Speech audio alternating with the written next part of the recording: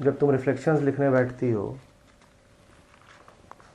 और तुम अपने दिन को वापस मुड़ करके देखोगी और उसकी जो भी हेडिंग्स हैं, how was the time spent, experiences, queries,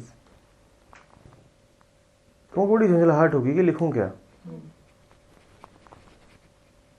और अगर वो न लिखने बैठती तो मन बिल्कुल सहज रहता।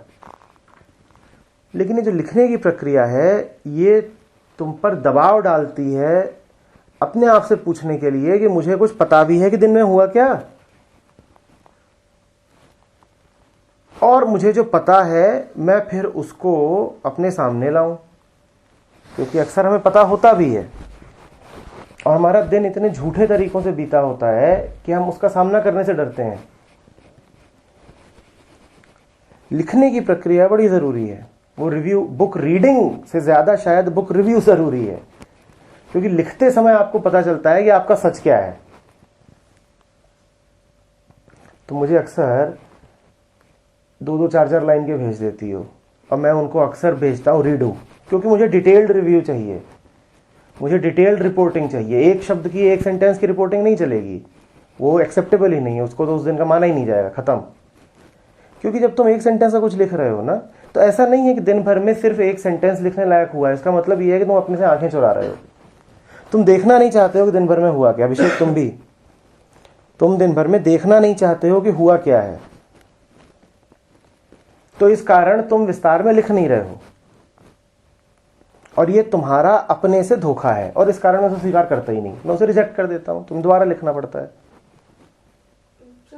एक चीज हो जाती है, जैसे ऑफिस में बैठते थे तो पूरा टाइम देख रहे हैं कब क्या हो रहा है, क्या चीजें हो रही है। अब सेशंस लेने के लिए जाते हैं तो एक के बाद एक सेशन, और फिर जाके सेशन इन्फॉर्मेशन डायरी और मार्क्स सब भर देते, रात के 9, 9:30 हो जाते हैं और फिर नींद लग जाती है।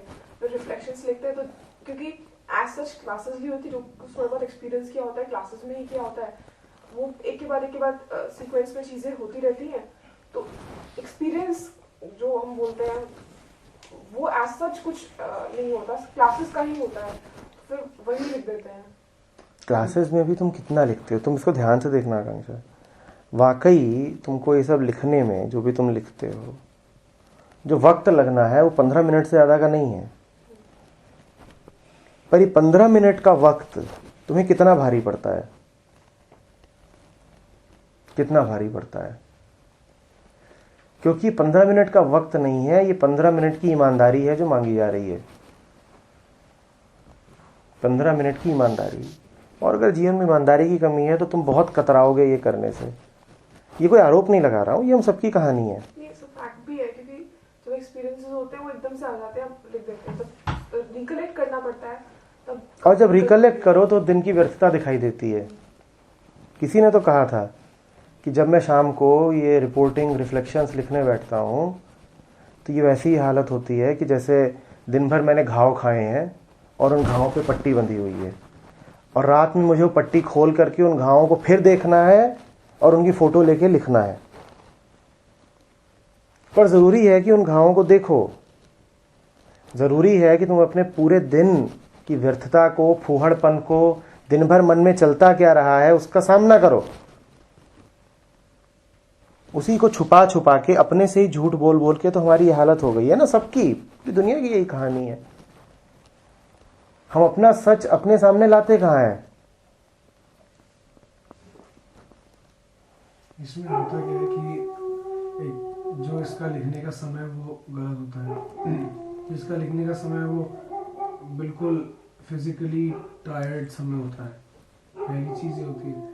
दूसरा जो सबसे ज़्यादा ऑथेंटिक होगा वो होगा कि आपने इसको सुबह ड्राफ्ट कर लिया and things are happening and you writing them, things are happening and you writing them, that would be the most true one. अभी जब आप बता रहे थे तो मैं रीइंफोर्स कर रहा था कि am I actually running while writing this. मैं अगर अपने टाइमिंग्स को देखूं, मेरे टाइमिंग्स होते हैं रात को 3 बजे, 2 बजे, रात 11 बजे, सुबह 5 बजे, ये टाइमिंग्स हैं। अगर मैं इसको 8-9 बजे लिख दूं तो मामला थोड़ा सा बहुत इनकम्प्लीट हो जाएगा। और जितना भी है उससे भी ज़्यादा इनकम्प्लीट हो जाएगा। जब सोचा जाता है तो मेन चीज़ का लिख दी, जो भी सेशन था वो लिख दिया। बहुत सारी चीज़ें हैं पूरे दिन की लिखने के लिए, मगर उसमें उसको बैठ के सोचना पड़ेगा और उसे लिखना पड़ेगा। मगर उसमें ये नहीं आता कभी भी कि I am trying to run away from this, क्योंकि ये बात तुमको अभी कॉन्शियसली विचार रूप में नहीं आती है, पर तुम्हारी वृत्ति तुमसे क्या करा रही है। कल याद है ना, वो था ना इम्पल्सेस, रात में तुम्हारी इम्पल्स तुमसे क्या करा रही है, तुमको ये बात नहीं पता है। मैं कुछ उदाहरण देता हूँ, इनसे इशारे मिलेंगे। हम ये कल रात में पहले 11 बजे करी, फिर ये हमने रात में 1 बजे करी, फिर इससे बात आगे बढ़ाई, और अभी ये हम रात सुबह 9-10 बजे करेंगे। तुम्हें वाकई लगता है कि रात में 11 बजे मैं थका हुआ था और कल हम थके हैं जम के? ठीक है, कल महीनों बाद काफी खेला है और समय भी वही है, तुमने बोला रात का 1 बजे का समय। कल वाकई रात में 1 बजे जो मैं इस पे कह रहा था वो एक थके हुए मन से निकल रहा था, और अब जो मैं बोलूंगा वो एक फ्रेश माइंड से निकलेगा। Is it about physical tiredness and the burden of the entire day, या सच ये है कि जब ये सामने आती है तो जो टायर्डनेस रहती है वो टायर्डनेस और पीछे चली जाती है, छूट ही जाती है?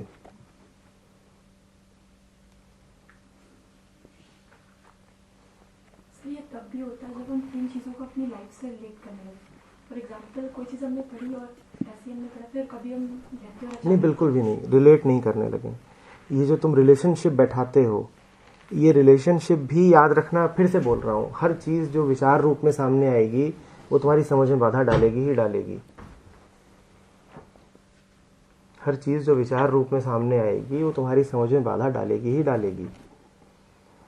रात को जो तुम अनुभव करते हो अभिषेक, रिफ्लेक्शंस लिखने में टायर्डनेस, थोड़ी लिखने में टायर्डनेस नहीं, वो एग्जैक्टली होता है कि पहले तो शांति से बैठ जाओ, शांति से बैठने के बाद सुबह क्या हुआ वहाँ से शुरू करो। उसके बाद, और सही बताऊँ तो अगर इसको सही समय दिया जाए और कोई डिस्टर्बेंसेस ना हो दिमाग में भी, आसपास भी, इसको सही समय दिया जाए तो वो जो how did you spend your day वाला सेक्शन है वो 1-1.25 पेज का डेली हो जाएगा। आज इसमें गड़बड़ हो रही है, ये चला गया ठीक इसी वक्त जब नहीं जाना चाहिए था। ये क्या करता है कि ये उसको घंटे दर घंटे का लिख के भेजता है, how did you spend your day. That may not be a very good way of writing it. ये जो काम है ना, ये मेडिटेटिव तरीके से होते हैं, इसीलिए जो हेडिंग्स हैं वो बड़ी ओपन एंडेड हैं। उसमें जब लिखने बैठो तो तुम कह रहे हो ना कि you have to recollect what happened in the entire day. No, you don't have to. Not the facts of the day that I went and met him. अगर हम बात करें, मैं आपको एक जनरल दिन बताता हूँ, मैं आपको बिल्कुल जनरल दिन बताता हूँ, और उसमें एक भी फैक्ट नहीं आएगा शायद, मगर सारी वो चीज आएगी जो एक्चुअली हुई। मैं तो उस सेक्शन में एक्चुअली लिखना चाहता हूँ, and to be very honest here, with no cunning mind, very honest here, 90% of my reflections are for the salary. 90% of them are for the salary. It must reach. आज मुझे दुख है कि कल मैंने रात को भेजा नहीं। मुझे इस बात का बिल्कुल दुख नहीं है कि मैं रिफ्लेक्शंस नहीं भेजा। मुझे इस बात का दुख है कि मेरी सैलरी पूरी नहीं आएगी। और जो मेरी जेन्युइन रिफ्लेक्शंस होते हैं, रात के 1 बजे मुझे पता था, मैं तो मोबाइल में देख भी रहा था, बेटा सामने ही मेरे बैठे और भेज नहीं रहे हो।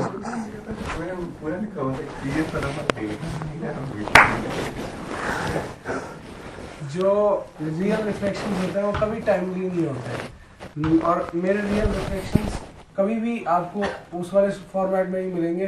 वो पक्का एक पोएम होगी, वो एक गंदी सी पेंटिंग होगी जो किताब में बन गई होगी, वो रियल होगा, शायद वो शेयर भी नहीं करूंगा, और पोएम्स की फॉर्म में होंगे तो शायद शेयर कर लूंगा। अब आपने शुरू करा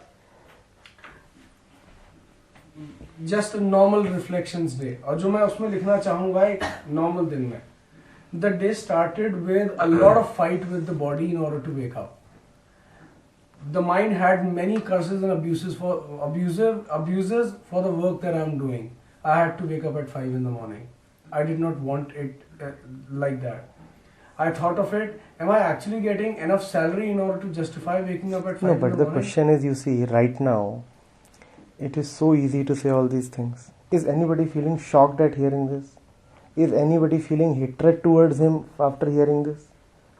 Is anybody even surprised that he feels this way? Is this new? And is this story particular to him? Is this not the story of everybody else?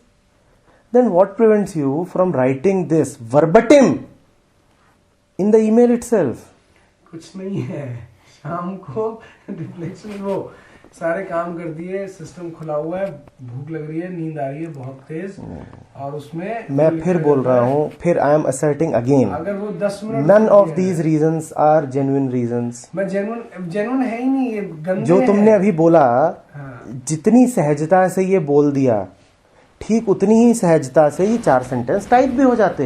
बिल्कुल हो जाते हैं। मैं एक्सक्यूज नहीं दे रहा, इसमें एक्सक्यूज एक पैसे का नहीं है, अगर एक्सक्यूज होगा तो बकवास होगा, इसमें एक्सक्यूज नहीं है। एंड इसमें सिर्फ 10 मिनट बिल्कुल आइसोलेट होके बैठना है और सारी बात लिखी जा सकती है। और उस आइसोलेशन की कीमत है जो हम देना नहीं चाहते, क्योंकि वो आइसोलेशन हमें उन चीजों से दूर करेगा जो हमारे जहर है, वही हम करना नहीं चाहते। उस आइसोलेशन की एक कीमत है छोटी सी, हम वो कीमत देना नहीं चाहते। रात के 8 बजे, 9 बजे, 10 बजे जब भी तुम बैठो, ये समझ लो ये तुम्हारी रात की पूजा है। लोग सोने से पहले कई बार पूजा करते थे, तो ये तुम्हारी रात की पूजा, इससे बड़ी पूजा नहीं हो सकती, आत्म पूजा है। मैं अपने पूरे दिन को देख रहा हूँ और ईमानदारी से देख रहा हूँ, और वो पूजा तुम करने नहीं चाहते क्योंकि धोखाधड़ी में हमारा स्टेक है। मैं अगर रात के 9 बजे बैठ करके कुछ मचा रहा हूं, मेरे लिए संभव कैसे होगा कि मैं पूजा के लिए उठ जाऊं? कैसे संभव होगा? ये टायर्डनेस का आर्गुमेंट अभिषेक में बोल रहा हूं ना, इसलिए भी थोड़ा अनटेनेबल है, क्योंकि मैं दिन में 10-20 मेलें लिखता हूं रोज, उसमें से आधी तो तुम्ही लोगों को आती हैं। और मुझे कभी भी किसी भी मेल को लिखते हुए पूरी जिंदगी में आज तक ये अनुभव नहीं हुआ, बिल्कुल ईमानदारी से बोल रहा हूं, no exaggerations, whenever I am writing, I have never felt that I have written something in short, और I have not done justice to the writing because I was tired.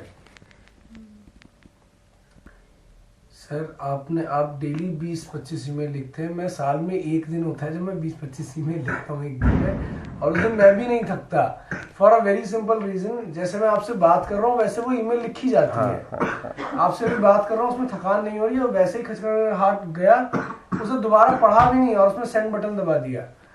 मैं अभी भी ये जस्टिफिकेशन नहीं दे रहा हूँ कि now limit the entire discussion to this, that why can't the daily reflection be written in that way? Limit the discussion to that. The day it is written, it will be the real, the first. That is imagination. It has to. What is happening right now? Sir हो सकता है imagination ना हो सकता है phone का बेहतर उपयोग अब शुरू हो जाए, एक ड्राफ्ट से वो। नहीं, अभी तक नहीं लिखा जा रहा ना, तो अभी इमेजिनेशन है। अभी ज्यादा जरूरी है कि हम देखें कि अभी क्या है जो हमें रोक रहा है। वो एक फिजिकल स्ट्रक्चर बनाने की बात है, और वो बहुत सिंपल ये है, the timings must be right. I will not at all agree to this, because the timings are not in your control. When you say the timings must be right, you know, Abhishek, what you are asking, the entire world must be right, क्योंकि timings are determined by external factors. Sir, at 11 when if you write it at 11 and you're on your system, which is a decent place to write it, phone इतना नहीं होता है। अगर आप 11 बजे अपने system पर हो तो वो एक बहुत डिसेंट समय है, वो बहुत डिसेंट समय, और वो चाहे आप कुछ भी कर रहे हैं, आप 11-12 बजे अपने रूम में होते हैं, 90-80% टाइम आप रूम में होते हैं, अपने सिस्टम के साथ होते हैं। इट कैन बी डन और it has to be done, इसमें कुछ भी नहीं है, एक आइसोलेटेड 10-15 मिनट चाहिए, उससे ज़्यादा कुछ नहीं चाहिए, कुछ भी नहीं चाहिए। अगर आपके पास 1% कुछ फोन लैपटॉप भी नहीं है, जो कि बहुत कम। अच्छा, एक बात बताओ, अभी फिर से एक सवाल पूछ रहा हूँ, just to give you an example. Students Facebook पे हमारे कमेंट करते हैं, उस पर रिप्लाई करता हूँ। कभी ऐसा लगा है कि ये रिप्लाई कॉम्प्रोमाइज्ड रिप्लाई है, इस पे और ज़्यादा होना चाहिए था, लिखा नहीं ठीक से. Half of those replies are not written using the laptop. They are written using that Sony Xperia जो इतना बड़ा है, और उस पर आप एक Facebook का पूरा रिप्लाई टाइप कर रहे हो, तो सोचो क्या होगा. It's not at all about your physical condition or the apparatus available with you or even that aloneness. मैंने तुम्हारे MIT में उस खास रूम में, डी ब्लॉक के उस खास रूम में बैठ करके अपार को, साजिया को इतने बड़े बड़े मैसेजेस रिप्लाई करे हुए हैं. Now by any flight of imagination, is that room in any way suitable? Which room? The corner room, where all kinds of jokes are being thrown at you. अच्छा, उस रूम में बैठ करके, जी sir, उस room में बैठ करके मैंने रिप्लाई भेजे हुए हैं. Now and that is after some bath, so I am tired. First thing, that is in just the wrong kind of company because our man is right across the table. But if when it is being done, it is being done, and there is no possibility because there, again, not to praise myself, but I don't have anything to hide. In fact, if anything, there is an urge to reply quickly, and there is a realization कि भाई 3 दिन 5 दिन हो गए सवाल पूछे हुए, reply दो. हमें अपने मन से बात निकालनी पड़ेगी कि कोई भी और कारण, इन्वायरमेंटल, फिजिकल, कैसा भी कोई भी और कारण है जो हमको अपना ही सच देखने से रोकता है. एक ही कारण है और उस कारण का सामना करना ही होगा, और कोई कारण नहीं है. There is a cost associated with writing this, and that cost is honesty. We don't want to pay that cost. We don't want to pay that price. It's scary initially. It's scary. Initially. It scares. Yes, it scares.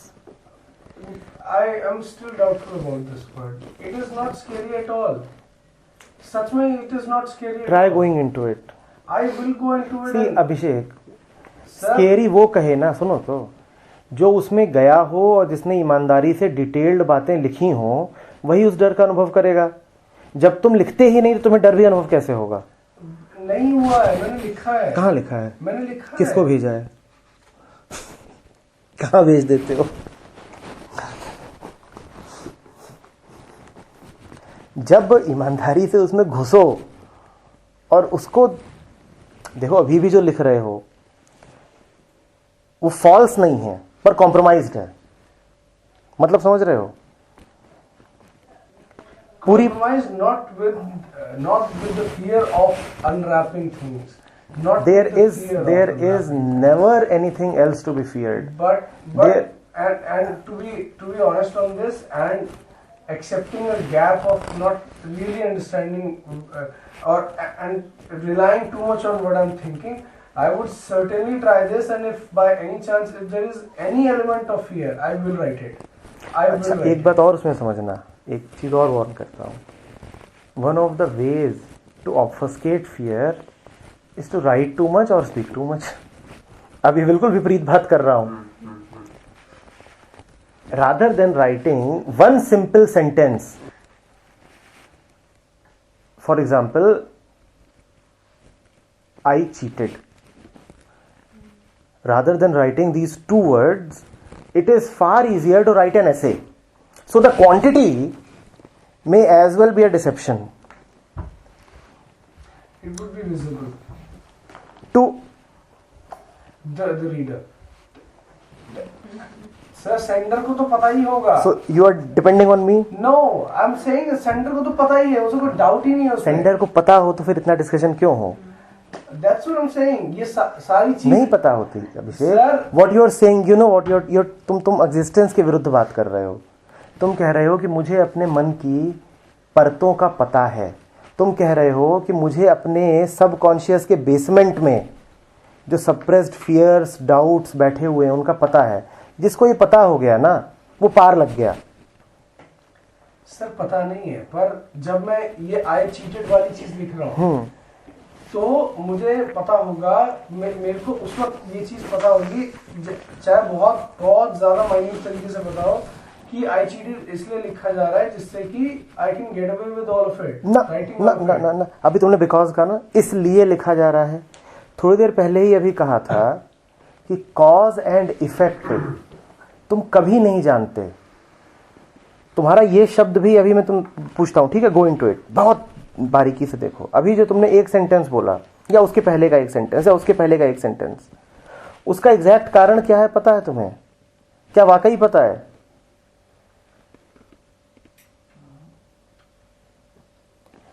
सोचना पड़ेगा।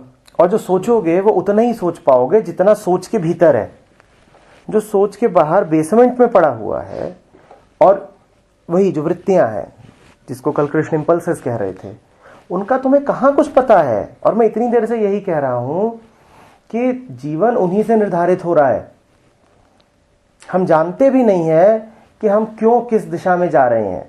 हमारे पास कुछ विचार होते हैं उसके बारे में, और विचारों से हमें लगता है कि हमें कारण पता है। हमें कारण नहीं पता, हमें कारण नहीं पता है। और उनको जानने का जो तरीका होता है, जो मेथड है, सबकॉन्शियस को जानने का एक ही तरीका है। बोलो क्या? उसे कॉन्शियस बना दो। जो विचार से भी नीचे बैठा हुआ है, पुराने तुम्हारे डर, उसको कॉन्शियस बना दो। और कोई तरीका नहीं है। मेरे ख्याल से a false one statement reflection, I'm sorry, a false one paragraph or half a page reflection is better than a false one statement reflection. Good, well said. Well said. उसमें आप You are increasing the probability of being caught. of being caught by yourself. Good, well said. ये conscious बनाने की प्रक्रिया है। जब एक sentence की जगह एक पूरा पैराग्राफ लिखोगे तो संभावना बढ़ेगी कि तुम अपने ही झूठ को कहीं ना कहीं पकड़ लो, धोखे से, बस by chance, not because you planned it, just by chance हो सकता है कि बात पकड़ में आ जाए। और यही इस पूरी प्रक्रिया का मोटिव है कि आप खुद ही जान लो कि मैं अपने आप को कहां पे धोखा दे रहा हूं। टू बी वेरी ऑनेस्ट, आप लोग जो कॉम्पोजिशंस लिखते हो उसमें से बहुत सारे मैंने आज भी नहीं पढ़े हैं, but I एसर्ट that you right detailed compositions. तुम लोग जो रिफ्लेक्शंस लिखते हो उसमें से अक्सर मुझसे बिना पढ़े कुछ छूट जाते हैं। चचा क्या करते हैं? चचा जबरदस्त तरीके से डिटेल्ड रिफ्लेक्शन लिखते हैं। आ तो नहीं गया उसको? तो चचा ने एक डायरी बनाई है, रिफ्लेक्शंस डायरी, और उसमें वो रोज रिफ्लेक्शंस लिखेंगे। यहां से लिखना शुरू करेंगे, 1 पेज लिखा, फिर 2 पेज लिखा, फिर 3 पेज लिखा, फिर 4 पेज लिखा। एक दिन का है ये। और चचा इसको बिल्कुल ऐसे करते हैं जैसे तीर्थ यात्रा। उसके बाद फोटो, 1 फोटो, फिर 2 फोटो, 3 फोटो, 4 फोटो। अब आजकल चचा रूठ गए हैं, पूछो क्यों? आप उन्हें पढ़ते नहीं, रिप्लाई। चचा को पता चल गया है कि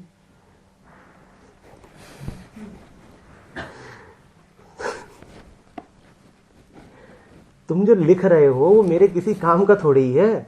मुझे कोई रुचि भी नहीं है उसे विशेष पढ़ने में। अब चचा का दिल टूटा हुआ है कि हम इतनी मेहनत से लिख के भेजते हैं, पढ़ते भी नहीं है। और चचा उसमें पूरे अपने सारे सच खोल के रख देते हैं, पूरा दिन उद्घाटित कर देते हैं, बड़ी इंटीमेट बातें भी लिख देते हैं। खाने से रिलेटेड। अरे खाने से, अब पाखाने से, सब कुछ पूरा ही खुला रहता है। मुझे करना क्या है जान करके कि तुम कर क्या रहे हो दिन भर? मेरे पास अपने काम कम है क्या? मेरे पास अपनी मुसीबतें कम है कि मैं तुम्हारी और पढ़ूं और उसमें रुचि लूं? मैं तुमसे खुद को मेल करने के लिए कहता हूं, सिर्फ इसलिए ताकि तुम लिखो। और अगर तुम इतने ईमानदार होते कि तुम लिख करके उसे अपने ड्राफ्ट में सेव करे रहते, और मुझे यकीन होता है कि तुम लिख करके, एक पर्सनल ईमानदारी है, तो मैं तुमसे कहता ही नहीं कि मुझे मेल करो। मैं अपने को मेल करवा रहा हूं सिर्फ ये पक्का कराने के लिए कि तुम लिख रहे हो। अब तुम मुझे मेल तो करो, पर उसका जो पर्पज है तुम डिफीट कर रहे हो, तो तुम अपने से धोखाधड़ी करते हो। समझ रही हो? तो तुम्हें तो रिडू आता रहेगा, मेरे पास कोई तरीका नहीं है। जो जितना छुपाता है उतना स्पष्ट हो जाता है कि इसको उतनी ज्यादा जरूरत है कुछ मामला खोलने की।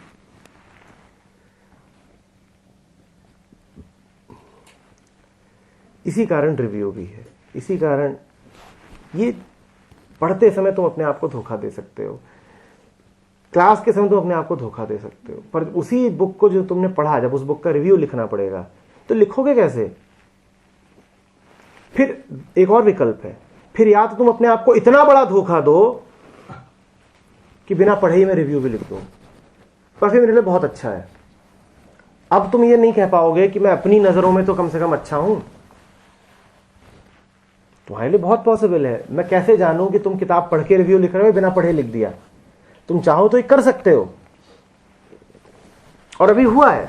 एक 700 पन्ने की किताब का रिव्यू आ गया, 5 दिन पहले तक 10 पन्ने पढ़े गए थे और ये मजबूरी थी आकर के कि हमसे पढ़ा नहीं जा रहा। फिर मेरी एक मेल गई कि भेजो नहीं तो फटा। अब किताब फेमस है, उसके रिव्यूज तो इंटरनेट पे बिखरे हुए हैं। तुम भी ये कर सकते हो, जाओ इंटरनेट पर रिव्यू ही पढ़ के अपना रिव्यू लिख दो। पर जब तुम ये करोगे तो तुम अपनी मदद करोगे। कैसे? अब तुम्हें अपने आप को ही बताना पड़ेगा कि मैं चीट कर रहा हूँ, चीटर हूं। तो दोनों ही तरीकों से तुम अपनी ही मदद कर रहे हो। तुम मुझे धोखा दो तो भी तुम अपनी मदद कर रहे हो, और तुम मुझे धोखा मत दो तो भी तुम अपनी मदद कर रहे हो। तो घूम फिर करके बड़ा अच्छा इंस्ट्रूमेंट है, जिसमें चित भी मेरी और पट भी मेरी। मेरी माने तुम्हारी, मेरी नहीं।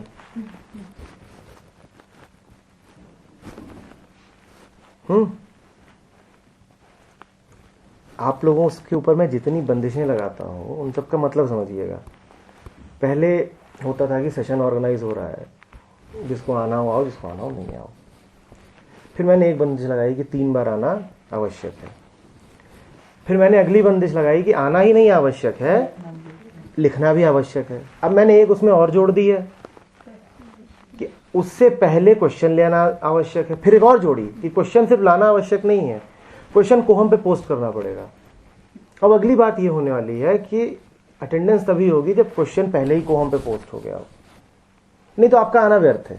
आप यहाँ क्या भक्ति भक्त संध्या में पार्ट लेने आए हो कि हम बैठ करके मजीरा बजाएंगे?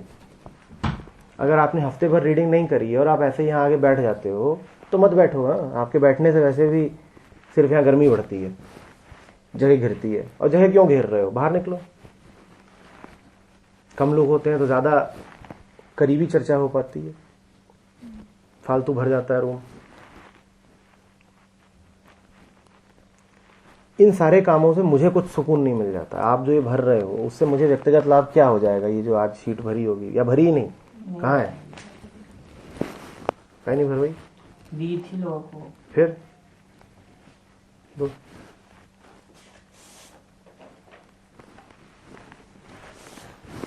इससे मुझे क्या फायदा मिल जाना है?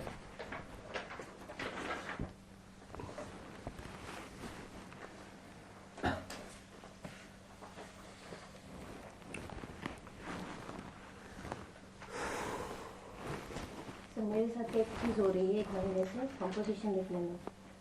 पहले ऐसा होता था, बहुत कुछ ऐसे ही आ गया और गई थी, तुरंत निकाल दिया। थोड़ा सा लिखने लगी हूँ, अब जो लिख रही हूँ पॉइंट्स में लिख रही हूँ, फिर बाद में जो है उसको इलाबरेट करने में मुझे खुद ही अच्छा नहीं लग रहा है, क्योंकि ये लग रहा है कि फालतू कर रही हूँ मैं।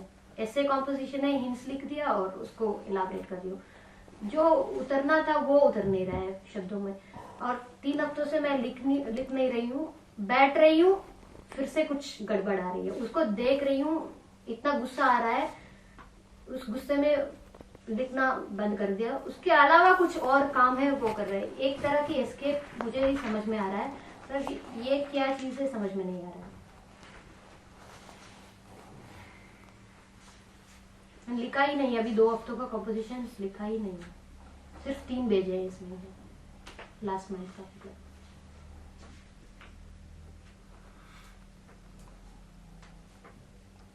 मुझे अच्छे से याद है, मैं पोएम्स लिखता था BTech 3rd year 4th year तक, खूब लिखता था। उसके बाद जिंदगी कुछ सालों के लिए बहुत गड़बड़ा गई, बहुत डिस्टर्बेंस। मैंने पोएम लिखना छोड़ दिया क्योंकि वो बेईमानी में नहीं लिखी जा सकती।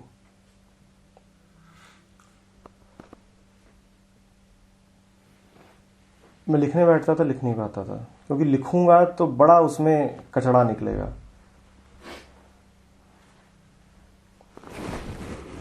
साफ साफ पता है कि एक आदमी कब नहीं लिख पाता।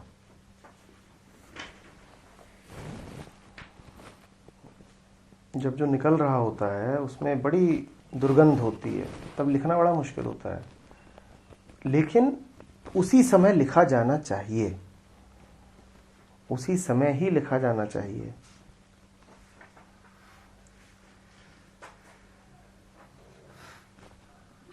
और ऐसा नहीं कि रोज दुर्गंध रहेगी, वो एक दिन पार भी होगी। बीच बीच में धीरे धीरे ऐसे दिन मिलने लगेंगे जब तुम लिखोगे कि कई दिनों से शिकायत नहीं जमाने से। याद है ना, कई दिनों से ये आसमान, ये बादल, ये रास्ते, ये हवा, हर एक चीज़ है अपनी जगह ठिकाने पे। कई दिनों से शिकायत नहीं जमाने से। ऐसा भी होगा, शुरू में कम होगा, महीने में एक बार होगा, पर फिर पाओगे कि ये बढ़ेगा। और जब बिल्कुल बढ़ जाएगा तो फिर तुम लिखो ना लिखो एक बराबर बात है, फिर उस लिखने की कोई कीमत नहीं है ना। जिसका पांव जुड़ गया उसे रोज थोड़ी एक्सरे लेना है। जब पांव जुड़ गया, अब रोज एक्सरे लेके क्या करोगे? पगला गए हो क्या? अब क्या आवश्यकता है? कोई नुकसान नहीं होगा, पर अब कोई फायदा भी नहीं है उससे, बल्कि नुकसान हो सकता है। रोज एक्सरे लोगे तो नुकसान और हो सकता है। पर जब तक टांग टूटी है तब तक तो पीरियोडिक एक्सरे चाहिए।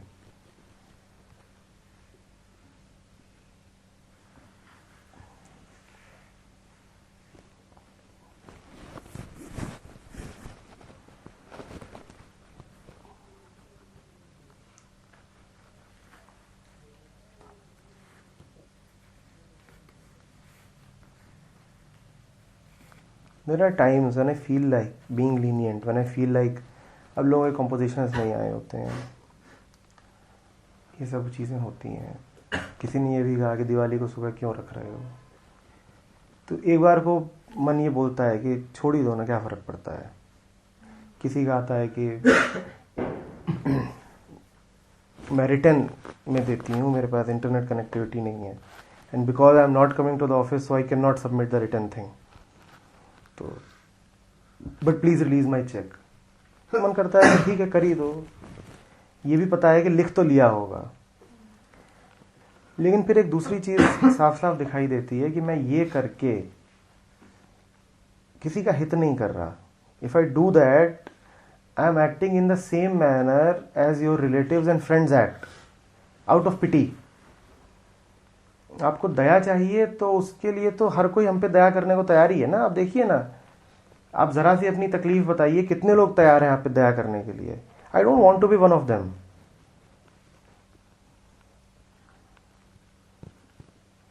आई don't want to legitimize your troubles by accepting them. If I accept what you are saying, I am giving it legitimacy. I am calling it real. It is not real. How can I accept it? When you say that I have health issues, I have problems of time, I feel like accepting your argument. But if I accept it, I'll be calling it real. It is not real.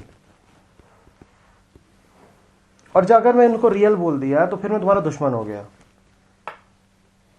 तो सारी जो बात उठती भी है कि चलो मान ही लो ना, क्या फर्क पड़ गया है, वो मैं नहीं मानूंगा। मन करता है मान लेने का, पर नहीं मानूंगा, क्योंकि मेरा धर्म है ना मानना उस बात को। मानने लग गया तुम्हारे नुकसान। तुम्हें अच्छा लगेगा कि सर मान जाते हैं बड़ी आसानी से, पर तुम्हारा नुकसान हो जाएगा। तुम्हें अच्छा तो लगेगा कि सब तो कोई प्रॉब्लम ही नहीं, कोई ढील ही नहीं है। मैं आज बोल दूं रिफ्लेक्शन मतलब को, तो बड़ा मजा आएगा। मैं आज बोल दूं संडे को सेशंस होंगे ही नहीं, बहुत खुश हो जाओगे। दिवाली पे मैं सेशन कोहम पे, वही मैंने ईमानदारी से देखिएगा, मैंने कोहम पर एक मेल डाली होती, 2 दिन पहले मैंने मेल डाली सेशन होगा, वही मेल मैंने डाली आती सेशन ना होगा। एक नहीं होता, 80 जने हैं उस कोहम पर, एक नहीं होता जो कहता कि ये क्या कर रहे हो, बल्कि 2-4 रिप्लाई हो जाते हैप्पी दिवाली। अगर मैं डाल देता that because of the auspicious occasion of Diwali let's be at home with our loved ones and not come to the session, तो बिल्कुल दिल गड़गड़ा जाते लोगों के, और 4-5 मैसेज आ जाते कि sir happy Diwali to you also, best wishes to you and your family.